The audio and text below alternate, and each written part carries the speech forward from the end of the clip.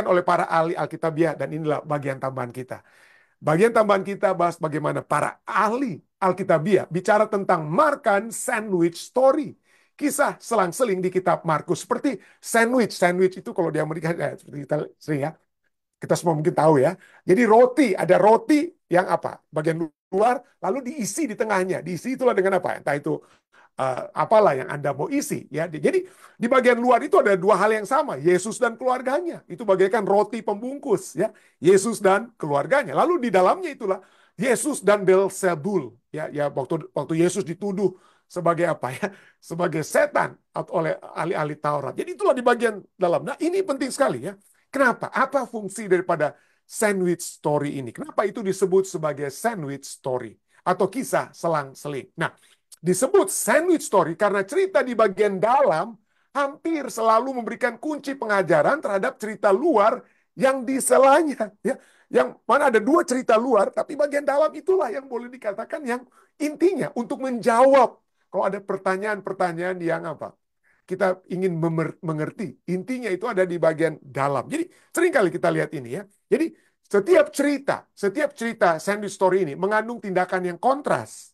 Kita lihat bagaimana Yesus dan keluarganya, Yesus dan apa? Para imam ya.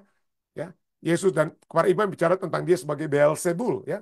Jadi setiap cerita mengandung tindakan yang kontras atau karakter yang kontras yang memiliki tindakan yang hampir sama, paralel, apa yang samanya nanti kita lihat ya. Tindakan yang paralel ironis yang menimbulkan peningkatan dramatis. Yang menimbulkan peningkatan dramatis. Nanti kita akan lihat. Ironi yang tercipta dari tindakan paralel ini mengungkapkan sesuatu tentang kristologi, siapa itu Kristus, atau tentang pemuritan ya. Nah, apa itu artinya? Nanti kita lihat ya, kristologi atau apa? Pemuritan. Nah, di dalam kitab Markus ada 6 kali, minimal 6 kali muncul kisah selang-seling ini, sandwich stories ini. Yang pertama adalah yang kita pelajari ini, ya. Markus 3 ayat 20 sampai 35 itu bicara tentang Yesus dan apa? Keluarganya, Yesus dan apa? Yesus dan Belzebul itu di tengah-tengah, ya. Yang di tengah-tengah yang diimpit oleh cerita tentang Yesus dan keluarganya, ya. Itu terdapat pertama kali muncul itu adalah Markus 3 ayat 20 sampai dengan 35, ya.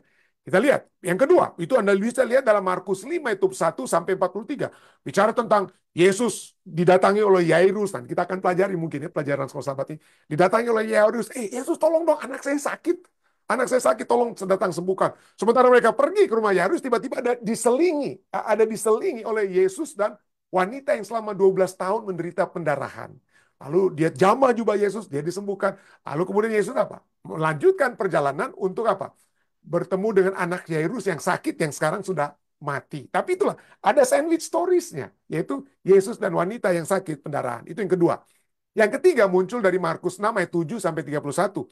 Yesus mengutus murid-muridnya, kamu pergi menginjil, kamu evangelisasi, kamu pergilah dua-dua. Lalu di tengah-tengah setelah Yesus utus, tiba-tiba Yesus harus menghadapi peristiwa kematian daripada Yohanes Pembaptis. Murid-murid Yohanes Pembaptis datang. Yohanes Pembaptis udah mati. Gimana nih? Jadi ada murid-murid yang diutus, ada murid-murid yang datang untuk hanya memberitakan kabar kematian Yohanes Pembaptis. Lalu kemudian sesudah Yesus bicara dengan murid-murid Yohanes Pembaptis yang memberitakan tentang kematian Yohanes, datanglah murid-murid Yesus kembali yang dia telah utus untuk datang kembali. Jadi tapi intinya itu Anda lihat, kita akan bisa lihat bagaimana ironis ini dibuat ironis ya, paralel murid-murid Yesus, murid-murid Yohanes, dan ironisnya itu dibuat. Apa yang dilakukan oleh murid-murid apa? Yohanes Pembaptis yang hanya khawatir, daripada khawatir menginjil, pergi untuk menginjil ya. Nanti kita akan lihat mungkin ya kisah ini. Anyway, terus yang keempat, Yesus mengutuk pohon ara. Jadi ada pohon ara yang tidak berbuah dikutuk ya. Jadi tidak berbuah, tapi diselingi kemudian apa? Yesus menyucikan bait Allah. Bait Allah disucikan dalam arti dia usir itu orang-orang yang sedang mengotorkan dengan bisnis mereka dan lain sebagainya. Yang tidak berbuah nih lainnya. Jadi kemudian apa yang terjadi? Lalu setelah Yesus menyucikan bait Allah, kemudian muncul lagi Yesus dan pohon ara yang tadinya dia telah kutuk, lalu kemudian apa? Itu menjadi kesimpulan. Jadi ada yang di sandwich, ada yang diselingi di tengah-tengah. Yang kelima adalah Markus 14 ayat 1-11 adalah usaha para imam untuk membunuh Yesus. Tapi usaha mereka untuk membunuh Yesus. Dan kemudian ada di akhirnya kisah tersebut. Usaha Yudas untuk mengkhianati Yesus yang menyebabkan Yesus mati. Tapi justru dari kematian Yesus itulah Yesus diurapi. Ada peristiwa yang terjadi di rumah Simon. Ya. Yesus diurapi oleh Maria Magdalena. Dia kakinya dibasuh dengan minyak yang mahal. Ya. Jadi menarik sekali kalau Anda lihat bagaimana itu setelah apa? Di sandwich story dari kita selang-seling tersebut. Dan yang keenam yang terakhir adalah Markus 11 ayat 53-72. Petrus melihat Yesus dari jauh. Jadi Petrus yang apa? Menolak Yesus. Lalu kemudian apa? Yesus di hadapan mahkamah agama. Yesus yang ditolak oleh seluruh umat manusia. Lalu kemudian diakhiri dengan Petrus menolak atau menyangkal Yesus 3 kali. Petrus menyangkal Yesus 3 kali. Jadi inilah kisah selang-seling Markan sandwich stories yang ada di dalam kitab Markus. Ya. Dan mari kita kembali kepada peristiwa yang kita sudah pelajari dari tadi malam. Ya. Pendeta Muda Tulus sudah bahas sedikit tentang Yesus dan Beelzebul. Ya. Jadi Markus 3, 20-21, Yesus dan keluarganya. Markus 3, 22-30, Yesus dan apa? Beelzebul. Markus 3, 31-35, Yesus kembali bicara dengan apa? Dengan keluarganya. Ya. Nah, kenapa? Apa intinya? Intinya ini, ada intinya ini. Ada bahwa menunjukkan bahwa ada di antara keluarga Yesus yang tidak berbeda. Tidak berbeda dengan para ahli Taurat. Ya, para ahli Taurat yang salah mengerti tentang misi, tentang pekerjaan, pelayanan Yesus. Jadi, kalau kita lihat pada saat kita melakukan pelayanan, pada saat kita melakukan pekerjaan Tuhan, saudara. Pada saat Anda mungkin dapat satu kedudukan, satu jabatan, misalnya di gereja dan lain sebagainya. Bukan hanya Anda akan mendapatkan tantangan, tantangan dari luar, Anda juga dapat memiliki tantangan dari apa? Dari dalam. Dan tantangan itu apa? Seperti Yesus dan Beelzebul dianggap sebagai apa? Yesus menyembuhkan dengan kuasa dari para setan atau Beelzebul itu. Maka seringkali misi pekerjaan kita itu disalah mengertikan. Motif-motif kita dipertanyakan. Ya, motif-motif kita dipertanyakan. Atau apa yang kita lakukan itu dianggap sebagai hanya untuk apa? Pencitraan diri, hanya untuk kesombongan diri, dan lain sebagainya. Ya, dan lain sebagainya. Jadi Yesus dan Beelzebul yang Pendeta Muda Tulus sudah bahas tadi malam itu ya. Bagaimana mereka menganggap Yesus itu melakukan pekerjaan dan itu adalah pekerjaan dari setan. Yesus katakan, loh, saya sedang memberitakan Injil supaya kita keluar daripada kuasa kegelapan, kuasa iblis. Tapi kenapa kamu menyatakan saya juga adalah utusan iblis? Apakah iblis akan saling menghancurkan dirinya sendiri? Tapi itulah ya, bahwa ada di antara keluarga Yesus yang apa? Yang tidak berbeda dengan para ahli Taurat. Dan kenapa pendeta itu? Bagaimana pendeta bisa lihat ini tidak berbeda? Mari kita lihat paralelnya, persamaannya. Apa yang keluarga Yesus katakan? Perkataan keluarga Yesus. Ya. Markus 3 ayat 21 katakan apa? Sebab kata mereka, pada saat keluarganya datang untuk apa? Untuk mengambil Yesus. Ya. Apa yang mereka katakan tentang Yesus? Mereka katakan apa? Ia tidak waras lagi. Ia tidak waras lagi. Jadi ada pernyataan orang, hati-hati dengan pernyataan, hati-hati dengan apa yang kita katakan tentang orang lain, karena seringkali perkataan itu bukan satu fakta. Ya, itu adalah opini, asumsi kita tentang seseorang dan kita pikir orang itu tidak waras, seperti keluarga Yesus. Tapi itu bukan berarti sebagai satu apa? Sebagai satu fakta, bukan sebagai satu fakta. Ya, apa yang dikatakan belum tentu merupakan satu apa fakta. Jadi apa yang orang ngomong-ngomong tentang kita, apa yang orang katakan tentang kita, fitnah dan lain sebagainya, itu belum tentu satu apa kebenaran. Lakukan terus misi Tuhan. Lakukan terus misi Tuhan. Nah. Jadi perkataan keluarga Yesus, wah ia tidak waras lagi. Nah, perkataan para ahli Taurat di bagian tengah, yaitu Yesus dan Beelzebul itu ya. Dalam Markus 3:30, apa yang mereka katakan? Sama-sama ada kata mereka berkata. Keluarga Yesus berkata, ahli Taurat juga berkata. Dan yang mereka katakan itu adalah hal yang negatif tentang Yesus. Keluarganya bilang Yesus tidak waras lagi. Apa hal negatif yang dikatakan oleh para ahli Taurat? Ya. Perkataan ahli Taurat dalam Markus 3:30 katakan, mereka katakan bahwa ia kerasukan roh jahat. Jadi Yesus dikatakan, ya, diasumsikan, diopinikan sebagai oleh keluarganya tidak waras atau gila. Para ahli Taurat katakan Yesus sebagai apa? Ia yang apa? Kerasukan roh jahat. Ya, kerasukan. Dan kalau kita lihat tujuan mereka itu sama. Tujuan keluarga Yesus walaupun seakan-akan baik. Ya. Kalau tujuan ahli Taurat, kita tahu tujuan ahli Taurat itu ya udah pasti nggak baik gitu ya. Tapi kita lihat ada orang yang memiliki tujuan yang baik, ada orang yang berkata dengan tujuan yang tidak baik, tapi ujung-ujungnya sama, saudara. Ujung-ujungnya sama. Apa itu hal yang sama?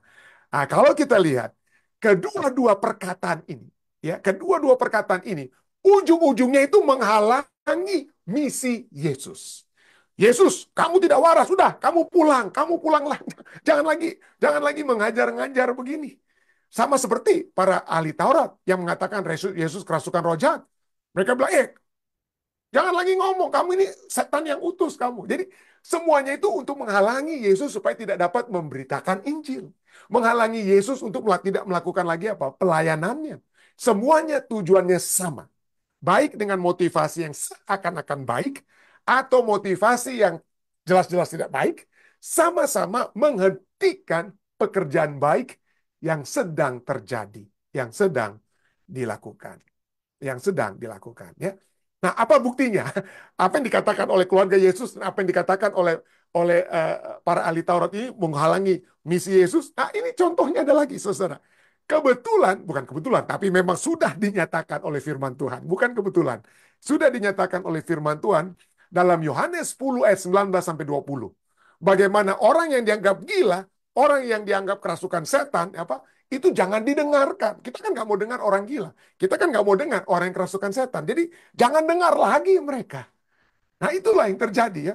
Pada saat tuduhan itu diberikan kepada Yesus yang kerasukan setan atau gila, dengan ujung-ujungnya dengan tujuannya supaya apa? Jangan didengarkan, jangan mengikuti dia supaya misi Yesus itu terhenti ya. Yohanes 10 ayat 19 sampai 20 katakan, maka timbullah pula pertentangan di antara orang-orang Yahudi karena perkataan itu, karena Yesus yang berbicara, Yesus yang mengabarkan Injil ya. Dan banyak di antara mereka berkata apa? Ia kerasukan setan dan gila. Coba kita lihat dari kisah Markus 3 tadi kita sudah pelajari, siapa yang katakan Yesus itu kerasukan setan? Ahli Taurat. Siapa yang katakan Yesus itu tidak waras, gila? Keluarganya sendiri. Keluarganya sendiri.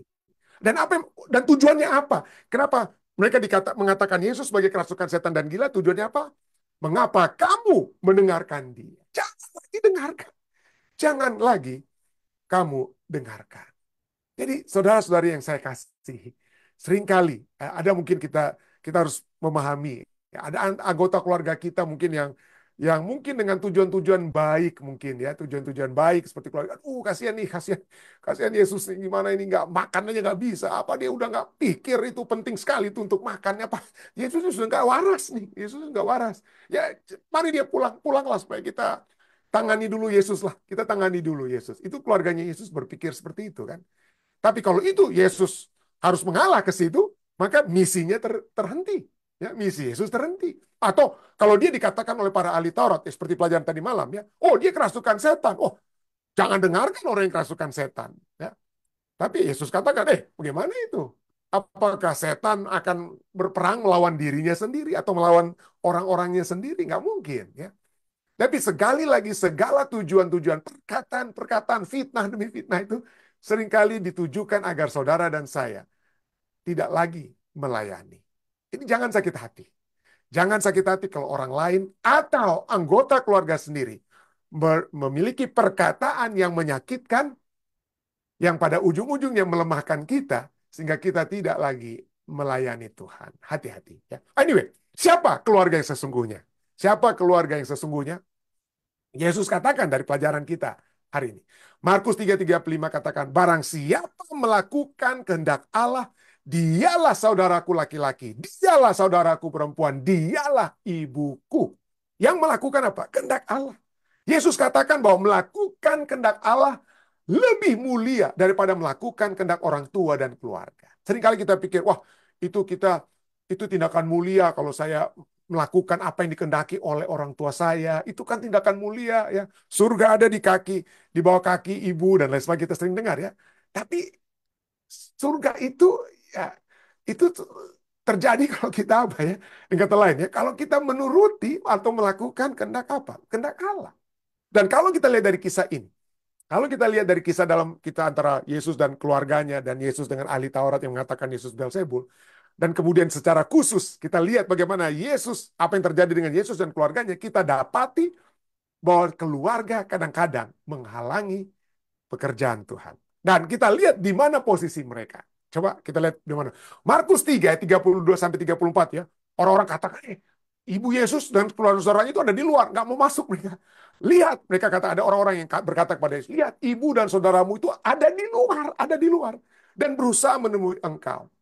Lalu jawab Yesus kepada mereka, siapa ibuku dan siapa saudara-saudaraku? Ia melihat orang-orang yang duduk di sekelilingnya dan ia berkata, ini ibuku, ini saudara-saudaraku. Lihat, keluarga bisa berada di luar. Keluarga bisa ada di luar rumah. Tapi siapa yang berada di dalam rumah bersama dengan Yesus, ya, yang melakukan kehendak Allah, dialah yang duduk bersama dengan Yesus.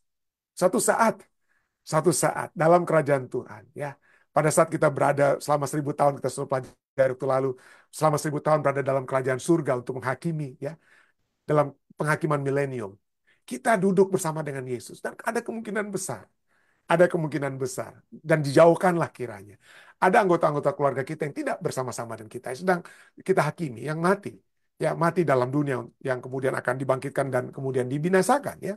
Jadi jangan kita berada di luar. Biarlah kita selalu berada di dalam bersama-sama dengan Yesus. Ya, berlakukan. Jadi melakukan apa? Melakukan kehendak Allah itulah apa ya? Adalah satu hal yang lebih mulia. Lebih mulia daripada melakukan kehendak orang tua dan keluarga. Suatu saat Yesus berusia 12 tahun dan mereka mengadakan acara harus berada di Yerusalem, ya. Kita tahu kisahnya. Anda bisa baca dalam Lukas pasal 2. Kemudian Yesus apa? Bercakap-cakap dengan para imam sampai orang tuanya Yusuf dan Maria saat itu sudah pulang. Mereka karena ngobrol mungkin dengan orang-orang lain, mereka nggak sadar, oh Yesus tuh nggak ada. Sampai berapa hari kemudian, mana Yesus? Mereka harus kembali. Mereka harus kembali. Ketemu Yesus dalam Ka'bah, marah ibunya. Mana ibunya? Kenapa kamu gini? Kenapa kamu nggak ikut kami? Dengan lain gitu ya. Lalu apa kata Yesus? Yesus berkata dalam Lukas 2 ayat 49. Jawabnya kepada mereka, mengapakah kamu mencari aku? Tidakkah kamu tahu bahwa aku harus berada di dalam rumah Bapakku? Waduh, kalau anak 12 tahun yang sudah hilang, lalu pas ketemu ngomong seperti ini, mungkin kita orang tua kita saat ini, atau zaman dulu ya, akan dijewer telinga kita ini. Ya, dijewer telinga kita karena berani-berani jawab seperti ini. Tapi Yesus mengucapkan kata-kata ini bukan karena ia tidak menghormati orang tuanya atau ibunya, bukan. Tetapi untuk mengingatkan mereka akan misinya di bumi. Melakukan kehendak Bapakku. Melakukan kehendak Bapa. Buku Desire of Ages, kerinduan segala zaman, ya. Halaman 82 katakan, Yesus tidak mengabaikan hubungannya dengan orang tuanya yang di dunia ini. Dari Yerusalem pada saat dia hilang itu ya, saat usia 12 tahun itu ya. Dari Yerusalem ia pulang ke rumah bersama mereka. Dia menurut, saudara. Tapi dia hanya ingatkan dengan perkataan yang tadi yang kita sudah baca tadi ya. Aku harus berada dalam rumah Bapakku karena dia menginginkan mereka ingat, misiku itu ada apa? Misiku itu kehendak yang aku harus utamakan itu kehendak apa? Kehendak Allah Bapakku ya. Bukan kehendak kalian, kata lain ya. Itu lebih mulia bagi. Jadi ya, tapi Yesus tidak mengabaikan hubungannya dengan orang tuanya di dunia ini. Dari Yerusalem ia pulang ke rumah bersama mereka dan ia membantu mereka dalam pekerjaan sehari-hari. Dia anak yang penurut, saudara. Ia membantu mereka dalam pekerjaan sehari-hari. Ia menyembunyikan rahasia tugasnya dalam hatinya sendiri.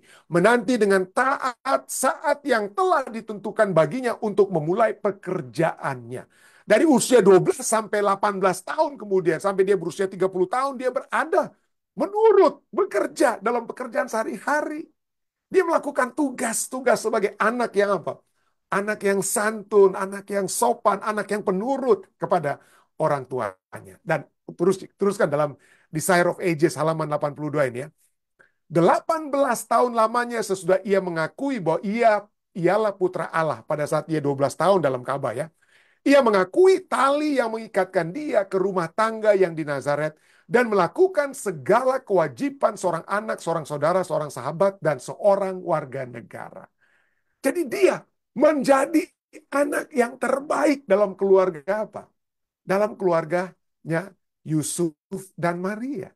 Dan ada kemungkinan. Ya, Yusuf dikatakan sudah lebih tua, ada tradisi walaupun tidak tulis dalam Alkitab.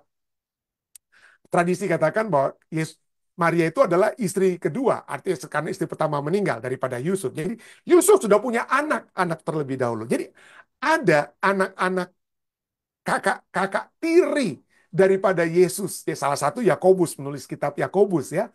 Itu adalah kakak tiri dan juga eh, kakak tiri daripada Yesus. Anak-anak daripada Yakobus dari istri pertama. Jadi coba kita lihat ya. Kita lihat bahwa nanti kita akan baca ayatnya. Ada satu saat dikatakan, Alkitab katakan mereka tidak percaya kepada Yesus. Pada saat Yesus mati di kayu salib saja, hanya ada apa? Hanya ada ibunya yang berada di kaki Yesus di bawah kayu salib. Saudara-saudaranya tidak ada. Saudara-saudaranya tidak ada. Mereka tidak percaya kepada Yesus. Kenapa?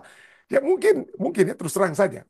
Kalau kita membayangkan Yesus dari usia 12 tahun, berani dia ngomong kepada apa? Berani dia berkata jujur. Berani dia mengetahui siapa dia, apa posisinya, apa misinya. Ya, dan kita lihat juga statement ini bahwa dia melakukan segala kewajiban seorang anak, seorang saudara, seorang sahabat, seorang warga negara. Yesus adalah anak yang paling apa? Paling baik. Dan saudara-saudara yang lebih tua, ini saudara-saudara lebih tua itu biasanya mereka merasa, kami kan yang paling tua. Kalau di adat istiadat Timur Tengah atau seperti di Asia, yang tua itu yang harus dihormati. Tapi pada saat mereka melihat Yesus, waduh, Yesus itu lebih bijaksana. Yesus lebih sopan. Yesus moralnya lebih bagus daripada mereka. Jadi kadang-kadang mereka merasa, kami ini kakak-kakaknya ini, ih, gimana nih? Ini anak ini kok orang Jakarta bilang ngenunjak ini ya. Kayak merasa dirinya hebat nih seperti. Jadi bisa saja itu terjadi dalam pikiran kakak-kakak tiri daripada Yesus. Ya, ini tidak ada salahnya, tidak ada kesalahan yang mereka dapati dari Yesus dari waktu ke waktu sampai kemudian di Markus pasal 3 dan sama dengan ibu mereka, mereka datang, mereka lihat, waduh, ini Yesus ini udah salah nih. Kita nggak pernah ketemu kesalahan Yesus sebelumnya. Ya. Di Sirop Ages katakan ia melakukan segala kewajiban seorang anak, seorang saudara, seorang sahabat, dan seorang warga negara dengan baik ya. Tapi sekarang mereka, inilah kesempatan kita jadi kakak. Mari kita panggil Yesus, mari kita kuasai dia. Ya, seorang adik kita yang sekarang sudah dianggap apa? Tidak waras. Tidak waras. Kembali, di buku Desire of Ages. Pada saat Yesus dalam Markus 3, tadi kita sudah pelajari. Markus 3, Yesus dipanggil oleh saudara-saudaranya untuk kembali, pulang-pulang lagi. Ya, kamu udah tidak waras nih, kami ikutlah kami ya. Ikutlah kami kembali kita ke tempat kita. Ya, pada saat itu Desire of Ages halaman 321. Desire of Ages halaman 321 katakan apa? Anak-anak Yusuf tidak menaruh simpati dengan Yesus dalam pekerjaannya. Dalam pekerjaan Yesus mereka tidak menaruh simpati. Kenapa? Mereka mengetahui, saudara-saudara Yesus ini mengetahui huru hara apa yang terjadi oleh sebab perkataan dan pekerjaannya. Mereka tahu, mereka dengar, wah Yesus tuh bikin kacau di Ka'bah. Yesus itu apa? Eh, berantem terus nih dengan orang Farisi. Yesus berantem dengan orang-orang ahli-ahli Taurat, imam-imam. Jadi mereka tahu ada kekacauan ini disebabkan oleh Yesus. Mereka pikir itu nggak bagus, itu nggak bagus. Mereka mengetahui huru hara apa yang terjadi oleh sebab perkataan dan pekerjaannya. Dan bukan hanya mereka takut karena ucapan-ucapannya yang keras, tetapi juga mereka apa? Atas celaan Yesus terhadap ahli Taurat dan orang Farisi. Mereka masih lebih menghormati orang Farisi, lebih saudara-saudaranya lebih menghormati ahli Taurat daripada menghormati Yesus yang adalah anak Allah. Yesus yang adalah, kenapa? Karena mereka anggap apa? Adik mereka ya. Adik mereka. Mereka, saudara-saudara Yesus ini, kemudian statement dikatakan, mereka telah mengambil keputusan bahwa ia mesti dibujuk atau dipaksa untuk menghentikan cara bekerja yang demikian, dan mereka memaksa Miriam, ya, memaksa Miriam bersatu dengan mereka dengan anggapan bahwa oleh kasihnya kepadanya mereka, maka ia dapat dibujuk untuk menjadi lebih bijaksana. Jadi saudara-saudara Yesus itu apa? Tarik Miriam ibu mereka, ibu bilang dong Yesus tuh supaya hati-hati kalau ngomong dengan para pemimpin agama, jangan bikin kacau nih. Ya, masa ahli-ahli agama itu diserang-serang terus oleh Yesus dan lain sebagainya. Jadikan Yesus apa? Bijaksana. Tapi justru Yesus katakan, siapa saudara-saudaraku? Saudara-saudaraku adalah mereka yang melakukan kehendak apa? Mereka yang melakukan kehendak Bapa. Itu Yesus katakan. Ya, itulah Yesus katakan. Ya, Kenapa? Karena saudara-saudaranya sendiri pun tidak percaya kepadanya. Yohanes 7 ayat 5, tolong baca. Yohanes 7 ayat 5 katakan, saudara-saudaranya sendiri pun tidak percaya, tidak memiliki iman kepadanya. Tidak memiliki iman. Ya. Jadi seringkali keluarga kita tidak memiliki keyakinan terhadap apa yang kita lakukan. Kepercayaan kepada kita apa lakukan. Tapi jangan khawatir. Berjalan terus bersama dengan Tuhan.